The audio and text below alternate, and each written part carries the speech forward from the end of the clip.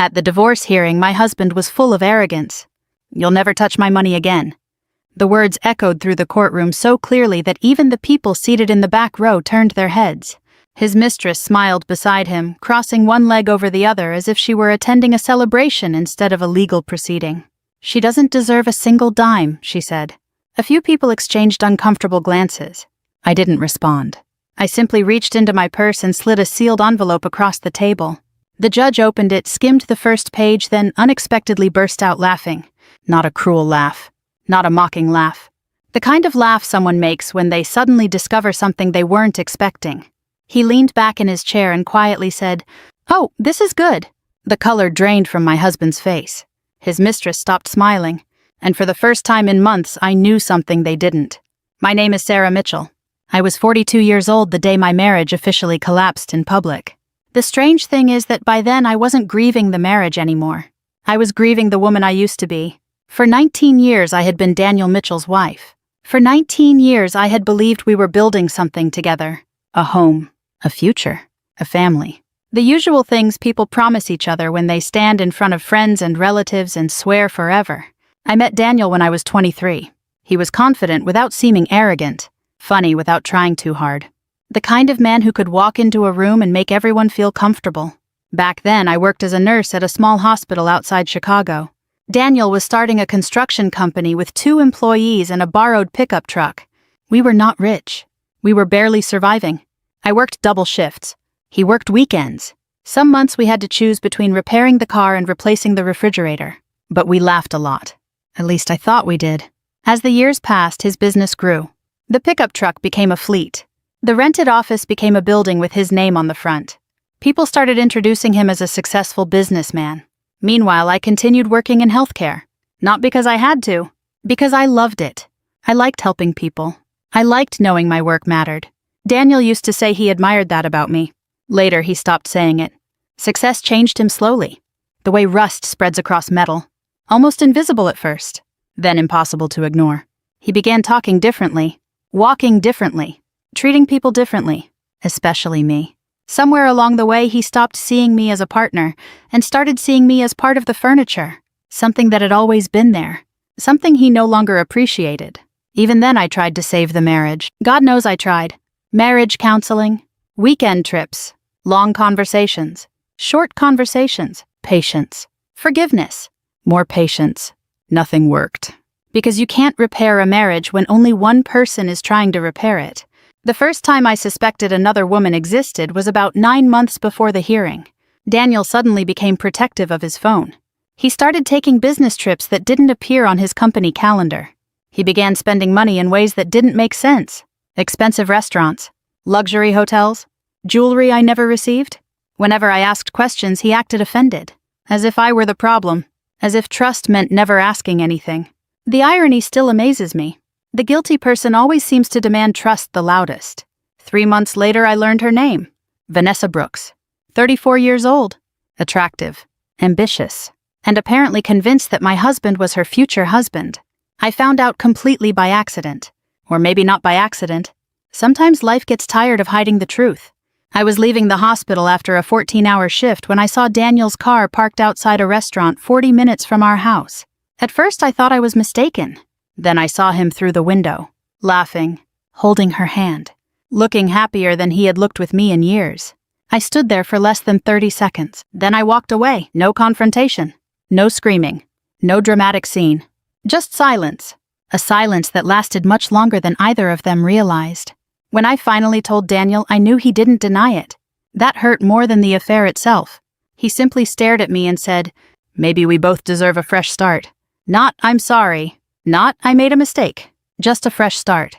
As if 19 years together could be erased with a corporate phrase. 2 weeks later, he filed for divorce. Things became ugly almost immediately. His attorneys were aggressive. His attitude became colder. The man I married disappeared completely. In his place stood someone calculating and impatient. Someone determined to win. The worst part wasn't losing my husband. The worst part was watching him enjoy hurting me. The court dates began. The paperwork multiplied. Every meeting felt like a battlefield. Then came the financial disclosures. That was when things stopped making sense. Daniel claimed much less income than expected. Several assets seemed to have vanished. Accounts were missing. Transactions didn't add up. When my attorney raised questions, Daniel's legal team dismissed them as clerical errors. I wanted to believe that explanation. Life would have been easier if they were right. But something felt wrong. Something deeper than a cheating husband trying to protect his money. The feeling stayed with me, growing stronger every day. And eventually that feeling led me somewhere neither Daniel nor Vanessa ever expected. Back in the courtroom, the judge continued reading. His expression changed. The amusement faded. Curiosity replaced it. Then concentration. Daniel shifted in his chair. Vanessa's confidence began to crack. My attorney glanced at me. I kept my face neutral. Months earlier, I would have been terrified. Now I was simply waiting. The judge lowered the letter and looked directly at my husband. "Mr. Mitchell," he said calmly. Daniel straightened his tie. "Yes, Your Honor." The judge tapped the envelope against the table. "I believe we're going to need some clarification." The room fell silent. And suddenly, for the first time since the divorce began, Daniel looked nervous. The judge's words hung in the air like smoke. "I believe we're going to need some clarification." For a brief moment, nobody moved. Nobody spoke. Then Daniel's attorney leaned forward and forced a polite smile. "I'm sure we can answer any questions the court may have, Your Honor." The judge nodded slowly. "I'm sure you can." Something in his tone made the entire room uncomfortable. The hearing continued, but the atmosphere had changed. Daniel felt it. Vanessa felt it. And I certainly felt it. The confidence they had carried into that courtroom was beginning to crack. The judge scheduled an additional review and requested supporting documentation connected to several transactions mentioned in my letter. Nothing dramatic happened that day. No handcuffs. No verdict. No public humiliation. But as I walked out of the courthouse, I noticed something I hadn't seen in months. Daniel wasn't smiling. That evening, I sat alone in my apartment and watched rain slide down the kitchen window. The place was small compared to the house I'd lived in for nearly 2 decades. The furniture didn't match. The walls were plain. The silence was different, but it was honest. There was something comforting about that. For months, I had been surrounded by lies. Now at least I knew where I stood. My phone buzzed on the counter. A text from my attorney, Karen. "Judge requested additional financial records. Call me tomorrow." I stared at the screen. Additional records. That was exactly what Daniel didn't want. Because the deeper I looked into his finances, the more questions appeared. Questions that all traced back to the same period. The period when Vanessa entered his life. 9 months earlier, I had still been trying to save my marriage. Looking back, I can see how desperately I wanted to believe Daniel. When you've spent 19 years building a life with someone, you don't wake up one morning and decide they're a stranger. You search for explanations. Stress. Work pressure. Depression. Anything except the obvious truth. Daniel knew that. He counted on it. The changes started gradually. He began coming home later than usual. At first it was client meetings, then emergency projects, then overnight trips. His explanations always sounded reasonable. Construction projects often run behind schedule. Clients change plans. Problems happen. I understood that world. I had watched him build the company from nothing. But something felt off, not because of what he said. Because of how he said it. Every answer seemed rehearsed. Every explanation arrived too quickly. One night I asked a simple question while we were eating dinner. "What city are you visiting next week?" He froze for less than a second. Most people wouldn't have noticed. I did. "Milwaukee." Then he immediately changed the subject. That moment stayed with me. Not because it proved anything. Because it reminded me of something. When people tell the truth, they usually remember where they're going.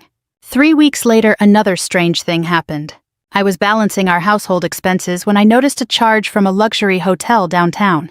Nearly $700. Daniel wasn't traveling that week. I knew because he'd been home every night. When I asked him about it, he barely glanced at the statement. "Business dinner. $700. For dinner." I almost laughed. Instead, I nodded. The next month brought another charge. Then another. Then another. Hotels. Restaurants. Spa appointments. Things that had absolutely nothing to do with construction. The pattern became impossible to ignore. Still, I wasn't ready for the truth. Not yet. The truth arrived one Tuesday evening. I had just finished a brutal shift at the hospital. One of those days that leaves your feet aching and your brain exhausted. The kind of day when all you want is a shower and sleep. Traffic was unusually heavy, so I took an alternate route home. That's when I saw Daniel's truck, parked outside an upscale restaurant nearly 40 minutes from our neighborhood. At first, I assumed he was meeting a client. Then I looked through the front window and saw them. Daniel sat across from a woman with long dark hair. Vanessa. Though I didn't know her name yet. They weren't discussing business. They weren't hiding. They looked comfortable, familiar, intimate, like people who had spent many evenings together. I watched Daniel reach across the table and take her hand. The gesture was small, natural, practiced. That hurt more than anything, because it told me this wasn't new. This wasn't a mistake. This wasn't a moment of weakness. This was a relationship, a real one. I stood outside for perhaps 20 seconds, then I turned around and walked back to my car. No tears, no scene, no confrontation. The crying came later, alone, where nobody could see it. For the next several weeks I paid attention. Not because I wanted revenge, because I needed the truth. The truth has a strange quality. Once you suspect it exists, you can't stop looking for it. I noticed Daniel smiling at messages he never shared. I noticed him protecting his phone. I noticed how quickly he became irritated whenever I asked normal questions. One evening he stepped into the backyard to take a call. The sliding door wasn't completely closed. I heard him laugh, a laugh I hadn't heard in years. Then he said something that settled everything. I miss you too. The words landed like a physical blow. Not because they surprised me, because they confirmed what I already knew. Later that night I sat in bed staring at the ceiling while Daniel slept beside me, or pretended to sleep. I remember realizing something important. The marriage was already over. The paperwork just hadn't caught up yet. 2 weeks later I confronted him, not dramatically, not angrily, just honestly. Who is she? Daniel looked at me for several seconds. No denial, no confusion, no performance, just silence. Then he sighed, and that was somehow worse. Because guilty people deny. Daniel didn't bother. Her name is Vanessa. The room felt smaller. My hands felt cold. How long? Several months. Several months. The phrase sounded absurdly small compared to what it actually meant. 19 years on one side, several months on the other. And somehow he had chosen. The divorce filing arrived shortly afterward. What I didn't know then was that the affair wasn't the biggest secret Daniel was hiding. Not even close. Because a few weeks later, while reviewing financial records for the divorce, I discovered a transfer worth nearly $80,000. Money that had disappeared from an account we jointly owned. Money Daniel claimed didn't exist. Money that had gone somewhere. I stared at the transaction for nearly a minute. Then I checked it again. And again. The number never changed. $80,000. Gone. And that was the moment I realized this story wasn't just about infidelity anymore. Something much bigger was hiding beneath the surface. I stared at the transaction until the numbers began to blur. $80,000. Not 800. Not 8,000. 80,000. Gone. I checked the date again, then the account number, then the routing information. Everything matched. The money had left one of our joint accounts 6 months earlier. The problem was simple. I had never authorized it. At first I assumed there had to be an explanation. A business investment. A temporary transfer. A bookkeeping mistake. But every explanation collapsed the moment I dug deeper. The account receiving the funds wasn't connected to any project I recognized. There was no invoice, no contract, no legitimate paper trail. Just money disappearing into a place that seemed designed not to be found. That discovery changed everything. Up until then, I had viewed the divorce as the painful ending of a failed marriage. Now I began wondering whether I had been living beside a stranger. The next morning I called Karen. My attorney listened quietly while I explained what I'd found. "Send me everything," she said. I forwarded the records immediately. An hour later, my phone rang. "Sarah," she said, "don't confront him." The seriousness in her voice caught my attention. "I wasn't planning to?" "Good." A pause. "Because if there's one hidden transfer, there are probably more." I sat back in my chair. The apartment suddenly felt smaller. How many more? I don't know. That answer bothered me more than any number could have. Over the next several weeks, my evenings followed the same routine. Work at the hospital, drive home, eat something simple, then spend hours reviewing financial documents, bank statements, tax filings, business disclosures, investment reports. The dining table slowly disappeared beneath stacks of paper. At first, the information seemed random. Then patterns emerged. Patterns always tell a story. You just have to learn how to read them. The first thing I noticed was timing. Many unusual transactions began shortly after Vanessa entered Daniel's life. The second thing I noticed was frequency. Transfers occurred almost every month. Some large, some small, most designed to avoid attracting attention. The third thing I noticed made my stomach tighten. Several transfers appeared connected to companies I'd never heard of. Daniel owned a construction business. I knew his vendors, his suppliers, his contractors. These names were unfamiliar, very unfamiliar. One company appeared repeatedly: Stonebridge Consulting. Another was called Apex Development Solutions. The names sounded legitimate, professional, boring even, but something about them felt manufactured, like names chosen from a business name generator. One Friday night I searched public records. Stonebridge Consulting didn't appear where it should. Neither did Apex Development Solutions. I checked again. Nothing. That was when the feeling returned. The same feeling I'd had outside the restaurant. The feeling that the truth was standing directly in front of me. I just wasn't seeing all of it yet. The following Monday brought another surprise. Karen called during my lunch break. "I want you to meet someone." Who? "A former accountant." I frowned. "For Daniel's company?" "Used to be." That evening we met at a small coffee shop near downtown. The man looked to be in his 60s, gray hair, wire-rimmed glasses, careful eyes, the kind of person who spent decades working with numbers. Karen introduced us. The accountant's name was Richard Barnes. He shook my hand politely, then glanced around the room before speaking. "You've found some unusual transfers." It wasn't a question. I nodded. Richard took a sip of coffee. I wondered when someone would notice. The statement sent a chill down my spine. "What does that mean?" He looked at Karen first, then back at me. "Your husband became very interested in moving money around a few years ago." I leaned forward. "Moving money where?" That was always the problem. His expression darkened. I could never get a straight answer. For the next 30 minutes, Richard explained why he had eventually left the company. Missing documentation, questionable reimbursements, incomplete records, transfers that lacked proper approval. Nothing dramatic by itself, but together, a troubling pattern. "Did you report it?" I asked. I raised concerns. And Richard laughed softly. Not because anything was funny, because he'd clearly asked himself that question many times. I was told to focus on accounting. Silence settled between us. Then he said something I still remember word for word. "This isn't just about an affair." My pulse quickened. "What do you mean?" He folded his hands. "Affairs make people careless." I waited. But these transactions were happening before anyone knew about Vanessa. The realization hit me immediately. The affair wasn't the beginning. It was a symptom, part of something larger, something older, something more dangerous. I drove home that night with the radio off. My thoughts were too loud. The city lights blurred through the windshield as questions piled up inside my head. How long had this been happening? What else had Daniel hidden? Who knew? Who helped him? And perhaps the most disturbing question of all, had any part of our life together ever been real? When I arrived home, another envelope sat outside my apartment door. No stamp, no return address, nothing. Just my name written across the front. For several seconds I stared at it, then I carried it inside. The envelope contained only 3 sheets of paper. Copies of wire transfers. Nothing else. No explanation. No note. No signature. I spread them across the kitchen table. Each transfer connected to accounts I had never seen before. But one detail immediately stood out. The receiving account appeared under a familiar name, Vanessa Brooks.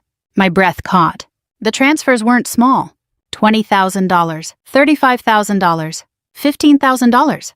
Repeated over time. Money moving from places Daniel claimed didn't exist.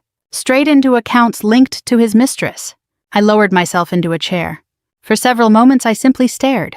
The affair had already destroyed my marriage. Now it appeared connected to something far bigger. My phone rang. "Karen." I answered immediately. "You're not going to believe what I just found." She sighed. I was about to say the same thing. My stomach tightened. "What happened?" "The court approved additional discovery." That was good news. But Karen didn't sound relieved. She sounded concerned. "Sarah," she said carefully, "there's another company." I looked down at the paperwork scattered across my table. "Another one?" "Yes," a pause. "And whoever created it worked very hard to keep it hidden." I closed my eyes. The list kept growing. The lies, the money, the fake companies, the missing records. Every answer seemed to create 3 new questions. Then Karen said something that made the room feel suddenly cold. "Tomorrow we're meeting a forensic investigator." I swallowed. "Why?" Silence. Then, "Because I don't think your husband is just hiding assets anymore." The words hung in the air. Heavy. Unavoidable. "What do you think he's hiding?" Karen took a breath. When she finally spoke, her voice was almost a whisper. I think your husband may have committed a crime. I didn't sleep much that night. Every time I closed my eyes, I saw numbers. Transfers. Account numbers. Company names. Dates. The pieces were finally beginning to fit together, but the picture they formed was uglier than I had imagined. At 6 the next morning, I was already sitting at my kitchen table with a mug of coffee that had gone cold 20 minutes earlier. The stack of documents beside me looked more like a criminal investigation than a divorce case. Karen arrived shortly after 8. She wasn't alone. The forensic investigator was a woman named Rebecca Cole, early 50s. Sharp eyes, calm voice. The kind of person who could make uncomfortable truths sound completely ordinary. She spent nearly 3 hours reviewing records. When she finally looked up, her expression remained professional. That worried me more than if she had looked shocked. People who work around fraud don't get shocked easily. What do you think? I asked. Rebecca folded her hands. I think someone worked very hard to make this look complicated. Karen frowned. Meaning? Rebecca pointed to several transactions. Real fraud often hides behind complexity. The goal is to make people give up before they understand what they're looking at. She tapped another page. This isn't complex. Karen leaned forward. What is it? Rebecca's answer came immediately. It's sloppy. I stared at her. Sloppy, she nodded. Whoever did this believed nobody would ever look closely. A strange feeling moved through me. Not satisfaction, not relief. Something closer to certainty. For months, Daniel had acted untouchable. Now, for the first time, I realized he might simply have been careless. Careless because he believed I would never question him. Careless because he believed I would never fight back. Careless because he believed he was smarter than everyone else. Those kinds of people usually make mistakes. Big ones. By noon, Rebecca had identified several major problems. Hidden transfers. Undisclosed accounts. Payments connected to Vanessa. Suspicious company records. Nothing had been officially proven yet. But the pattern was impossible to ignore. When the meeting ended, Karen remained behind. We sat quietly in my apartment while afternoon sunlight crossed the floor. Neither of us spoke for several minutes. Finally, she broke the silence. There's something I need to ask you. I looked up. What? How far do you want to take this? The question surprised me. What do you mean? Karen sighed. This started as a divorce. She gestured toward the mountain of evidence. It may become something else. I understood immediately. Investigations. Potential criminal exposure. Public consequences, things far bigger than dividing marital assets. For a moment I looked toward the window. People walked along the sidewalk below. Cars passed. Life continued normally. Yet my entire future seemed balanced on a single decision. I don't want revenge, I said finally. Karen studied me. I believe you. I just want the truth. She nodded. Then keep going. That night I began writing. Not because Karen suggested it. Not because the court required it. Because I needed to organize everything I had learned. At first I planned to create a simple timeline. Dates. Transactions. Events. Nothing more. But the deeper I went, the clearer the story became. A story built entirely from facts. No accusations. No emotional language. No dramatic claims. Just evidence. 1 page became 2. 2 became 5. 5 became 10. I worked until nearly midnight. Then stopped. The next evening I continued.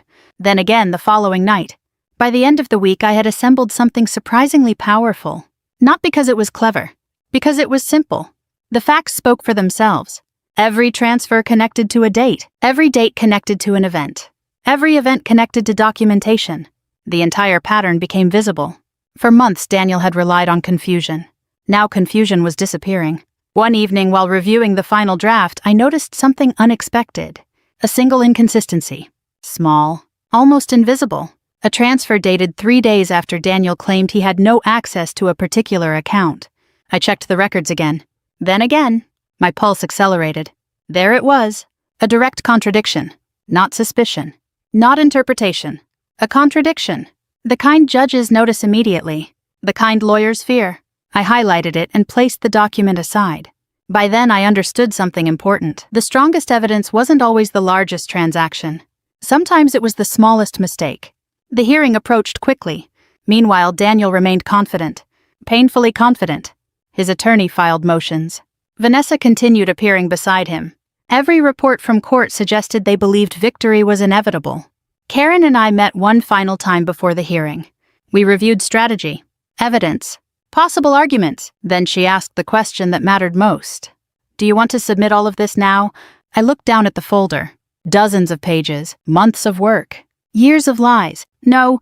Karen raised an eyebrow. No. I shook my head. Not all of it. She waited. I reached into my bag and removed a sealed envelope. A much smaller package. Inside was something different. Not a legal brief. Not a financial report. A letter. My letter. The same letter I had spent nights rewriting. Removing emotion. Removing anger. Removing everything except facts. Karen looked at it, then looked at me. You want the judge to read this? Yes. She studied my face for several seconds, then smiled. Not because she knew what would happen, because she finally understood what I was doing. The letter wasn't evidence. It was a map. A guide. A way of helping someone else see what I had spent months uncovering. The morning of the hearing arrived gray and cold. I dressed carefully. Simple navy blazer. White blouse. Nothing flashy. Nothing dramatic. I wasn't trying to impress anyone. I was trying to remain steady. Outside the courthouse, reporters stood near the entrance. Apparently, word of the financial disputes had started attracting attention. Karen met me near security. Ready? I considered the question. Was I ready? No. Probably not. Nobody is truly ready to watch their marriage collapse in public. But I was ready for the truth, and that would have to be enough. We entered the courtroom. Daniel was already there. Vanessa beside him. Both looked relaxed, confident, victorious. When Daniel saw me, he smiled. The same smile he'd worn for months. The smile of a man who believed the outcome had already been decided. I returned to my seat. Karen organized her files. The judge entered. Everyone stood. The hearing began. And when the moment finally arrived, I reached into my purse, removed the envelope, and quietly slid it across the table. The judge opened it, started reading, then suddenly stopped. A slow smile appeared on his face. And for the first time all morning, Daniel's confidence disappeared. For several seconds, the courtroom was completely silent. The judge continued reading. Daniel shifted in his chair. Vanessa glanced at him, then back at the judge. Neither of them knew what was written inside the envelope. That uncertainty was already making them uncomfortable. The judge reached the second page, then the third. A faint smile touched the corner of his mouth. Finally, he placed the letter on the bench and looked directly at Daniel. Mr. Mitchell. Daniel straightened immediately. Yes, Your Honor. The judge tapped the document lightly.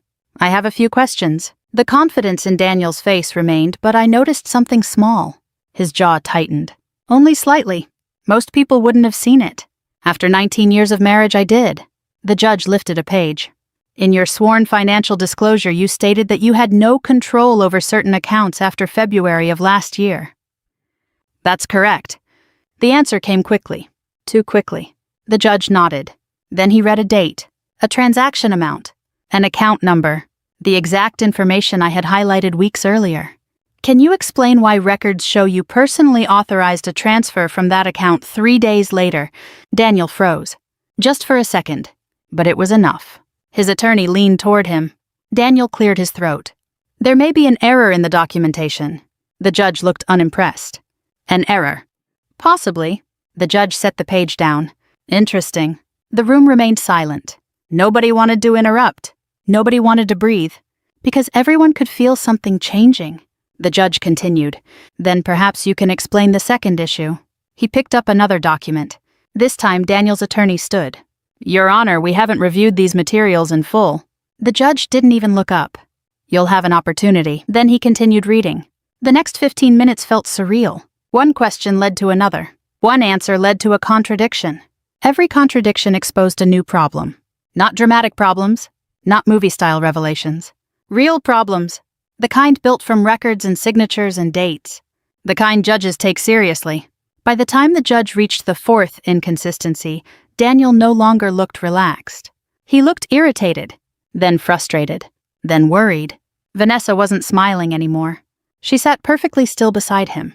The woman who had looked so confident earlier now avoided eye contact with everyone in the room. Then came the first major blow. The judge lifted a page from the file Rebecca had helped us organize. Let's discuss Stonebridge Consulting. The name landed like a brick. I watched Daniel's eyes narrow. Stonebridge provided consulting services. The judge raised an eyebrow. What services? Daniel hesitated. Business consulting. The judge waited. The silence stretched. What kind of business consulting? Daniel opened his mouth, closed it, opened it again. No answer came. The judge nodded slowly. I see. His tone suggested he saw much more than Daniel realized. Karen stood. Your Honor, we'd like to submit supporting documentation related to Stonebridge Consulting. The judge accepted the documents. A few minutes later, another company appeared. Apex Development Solutions. Then another. And another. The pattern was impossible to miss now. Money moving between entities with little evidence of actual business activity. Large sums. Repeated transfers. Questionable records. Daniel's attorney objected repeatedly. The judge overruled repeatedly. Meanwhile, the courtroom atmosphere continued shifting. People weren't watching a divorce anymore. They were watching something unravel. Then Vanessa's name entered the discussion. That changed everything. Karen approached the witness stand. Your Honor, we'd also like to address several transfers connected to Ms. Vanessa Brooks. The room became even quieter. Vanessa visibly stiffened. The judge nodded. Proceed. Karen displayed the records, transfer amounts, dates, account numbers. Nothing emotional. Nothing exaggerated. Just facts. Vanessa stared at the paperwork. Her face slowly lost color. The judge reviewed the documents, then looked directly at her.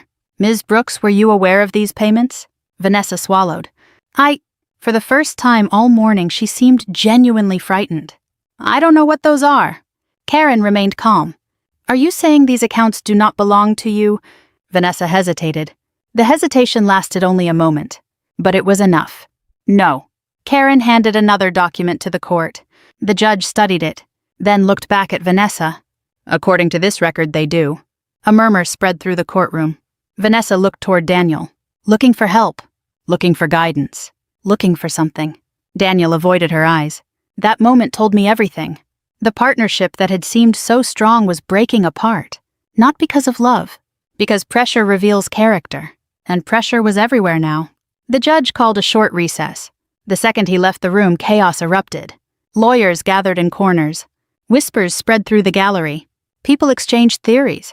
Meanwhile, Daniel sat motionless, staring at the table. Vanessa leaned toward him. What are they talking about? He didn't answer. She asked again. Still nothing. For the first time, I realized Vanessa might not know everything. She knew enough, but not everything. And that terrified her. Karen and I stepped into the hallway. She looked more energized than I had seen her in months. He's falling apart. I nodded. Do you think the judge sees it? Karen actually laughed. The judge saw it 30 minutes ago. That answer gave me no satisfaction, only relief. Because for months I had felt like I was screaming into the wind. Now someone else finally saw what I saw. The recess ended. Everyone returned to their seats. The judge entered. The room immediately settled. He reviewed several pages silently. Then he looked directly at Daniel. His voice remained calm, professional, controlled, which somehow made the moment more frightening. Mr. Mitchell. Daniel stood. Yes, Your Honor. The judge folded his hands. Based on the information currently before this court, I have serious concerns regarding the accuracy of your disclosures. Daniel's face turned pale. The judge continued. I am ordering an immediate forensic review of all financial records connected to this matter. Nobody moved. Nobody spoke. The words landed with enormous weight. A forensic review. Exactly what Daniel had spent months trying to avoid. His attorney immediately stood. Your Honor. The judge raised a hand. The attorney sat down. The courtroom fell silent again. Then the judge delivered the sentence that changed everything. Additionally, I believe there is sufficient cause to refer portions of these records for further investigation. I heard Vanessa inhale sharply. Daniel looked as though someone had punched him. For months he had treated this divorce like a game he had already won. Now the rules had changed. The hearing ended shortly afterward. People began filing out. Reporters hurried toward the exits. Attorneys gathered documents. The noise returned. But Daniel remained seated, staring forward, motionless. Eventually he stood and turned toward me. For a long moment neither of us spoke. Then he asked the question I never expected to hear. How much do you know? His voice sounded different, smaller. I met his eyes, and for the first time in months I didn't see confidence. I saw fear. I gave him a simple answer. Not enough. Because the truth was we had only just begun. The question followed me all the way home. How much do you know? Daniel had asked it as if the answer might save him. As if there were still some version of reality where he could negotiate his way out of what was happening. But something fundamental had changed in that courtroom. For the first time since the divorce began, Daniel wasn't controlling the story anymore. The facts were. And facts don't care how persuasive you are. They don't care how much money you have. They don't care how long you've spent convincing people you're the smartest person in the room. Facts simply exist. The forensic review began the following week. What started as a divorce case quickly expanded into something much larger. Karen kept warning me to stay patient. The process would take time. She was right. It took weeks. Then months. The investigators examined everything. Business records, transfers, corporate accounts, tax filings, email correspondence. The deeper they looked, the more questions appeared. Questions Daniel couldn't answer. Questions nobody on his legal team seemed eager to discuss. One afternoon, Karen called while I was finishing paperwork at the hospital. I knew from her voice that something important had happened. They finished the preliminary report. I closed my office door. What did they find? A brief silence. Then, most of what we suspected. I sat down slowly. The chair suddenly felt unstable beneath me. What happens now? Now, she said, people start protecting themselves. I didn't fully understand what she meant, not until the following days. That's when the cracks became impossible to ignore. Daniel's attorney withdrew from several aspects of the case. Nothing dramatic, nothing public, just quiet legal distancing. Then came reports that certain business partners were refusing new projects. Investors became cautious. Lenders began asking questions. The confidence Daniel had built his reputation on started disappearing. Not because someone attacked him, because trust was leaving the room. And trust rarely returns once it walks away. Vanessa disappeared almost completely. For weeks, nobody saw her. No social media updates, no appearances, no public support. Nothing. The woman who had sat beside Daniel so proudly in court suddenly wanted distance. I couldn't blame her. People often enjoy standing next to power. Few enjoy standing next to consequences. One evening I returned to the house. My house. For months I had referred to it as Daniel's house in my mind. Not because it legally belonged to him.